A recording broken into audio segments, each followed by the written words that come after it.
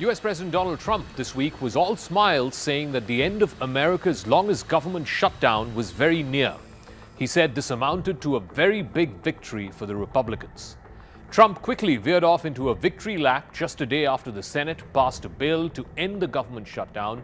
For Trump, this was welcome respite after the election drubbing that the Republicans received just last week. And Trump lost no time in making this into a victory speech so close after an election defeat.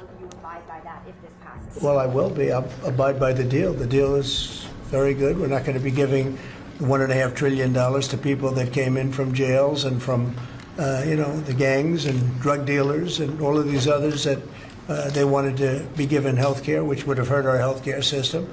I hope that we're going to be able to have a health care where Lindsay and I were discussing it, Jim and I were discussing it, and Katie, we discussed it. We want a health care system where we pay the money to the people instead of the insurance companies. And I tell you, we're going to be working on that very hard over the next short period of time, where the people get the money. On this vote, the yeas are 60 and the nays... The break in the congressional deadlock came just after a critical set of 8 Democratic senators joined with the Republicans and backed a spending bill. But they caved in on their primary demand, which was the omission of an extension on expiring federal health care subsidies by the end of the year, also known as Obamacare. Next, the bill easily passes in the House of Representatives, where the GOP has a majority, and then it lands up on the president's desk. President Trump will only be too eager to sign it and end the shutdown and claim political credit for it. The Democrats have once again let Trump take a win despite getting nothing in return. And now the Democratic base is revolting. The Democrats are facing vehement opposition to the deal which the 8 senators struck to end America's longest government shutdown. They've denounced this compromise deal that the Senate passed this week. Most Democrats in their base are saying that the deal did nothing to realize their main demand to end the 40-day shutdown, which was the extension of healthcare subsidies, which will expire by the end of the year. Yet, on Capitol Hill, the gang of 8 Democrats who hatched the agreement with the Republicans said that their stand was pragmatic, even if it was politically unpopular.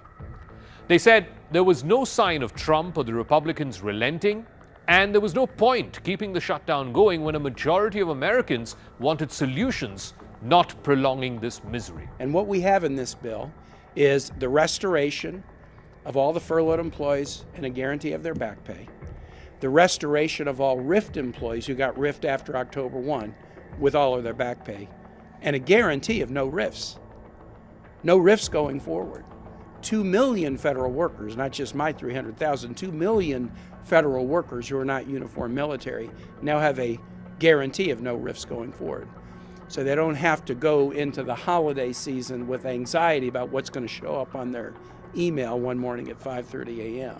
That's a big win for 2 million federal employees, and added together with these other ingredients of robust appropriations bills and a guaranteed path forward to vote on fixing the ACA, that made me sign on and say, yes, we can do it. The dispute was the latest evidence of a Democratic Party which is still deeply at odds on what its future direction is going to be. They also are still split down the middle on how to counter President Donald Trump. A president who has not lost a single opportunity to attack the Dems as losers and extremists. Less than a week after a major election night victory, the Democrats felt like they finally had wind on their backs, but now this shutdown deal has plunged them back into the latest round of public infighting. The fighting is really between the leadership of the party and their base. And the person against whom the base has turned against is Senator Chuck Schumer of New York. He's the Senate Minority Leader. He's the one who is supposed to hold all the Democrats together, which he did for about a month or so in the shutdown. But he's now come in for some of the harshest criticism. Several lawmakers from the party and several members of the Democratic base want Schumer to go. Schumer is 74 years old. He's likely to lose to a more progressive candidate from the Democratic Party if he were to choose to run again. Anger from across the party also erupted, and elected Democrats found themselves navigating new calls for a set of younger leaders to take over the party. Younger leaders who have a stomach for a fight against Trump. Many progressives and younger Democrats have argued increasingly that Schumer is no longer up for the fight against Trump. People now see that premiums are about to skyrocket. They're terrified about how they're going to pay for their insurance.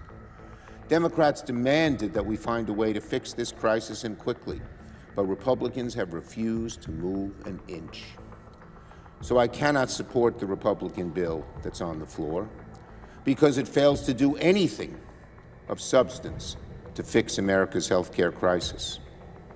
The health care crisis is causing millions of families back home sleepless nights because they don't know how they're going to afford health care insurance so much needed by their families. Doing nothing is unacceptable, but that's the choice the Republican side made in obeisance to Donald Trump. Republicans now own this health care crisis. They knew it was coming. We wanted to fix it. Republicans said no, and now it's on them. After last week's election results, Democrats are back to being in disarray. Trump has managed to once again snatch victory from the jaws of defeat, and the Democrats have once again caved in to Trump after having him on the mat in last week's elections. In fact, if anything at all, the election results showed that America's mood had changed distinctly against Trump. Most American voters in the off-year election have held Trump responsible for the shutdown, something which he himself acknowledged the day after the results. Talk about exactly 1 year ago we had that big, beautiful victory. Exactly 1 year. Last night it was, not expected to be a victory. It was very Democrat areas, but I don't think it was good for Republicans. I don't think it was good. I'm not sure it was good for anybody. But we had an interesting evening, and we learned a lot. If you read the pollsters, the shutdown was a big factor, negative for the Republicans, and that was a big factor. And they say that I wasn't on the ballot was the biggest factor. But I don't know about that, but I was honored that they said that. But Trump was also digging his heels in. The White House was refusing to fund full food stamp benefits. That's a devastating consequence for low-income Americans, and they are a big vote bank for the Democratic Party.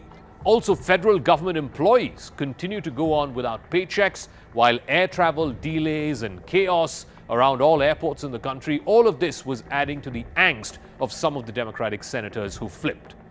The Democrats felt like Trump would paint all of this chaos on their backs, even when the country was telling them otherwise. Despite all of that, many feel that the Democrats have ended the fight without securing any kind of healthcare deal in return. This, to the Democratic base, is disheartening, and it is disastrous politically at the same time, at a time when the voters are looking to the Democrats to do more. For many in the party, last Tuesday's election results were the first time in over a year that they felt good about their party, about their ability to punch back against Trump. Instead, many Democrats were surprised to see this gang of 8 betray them at the altar of Trump.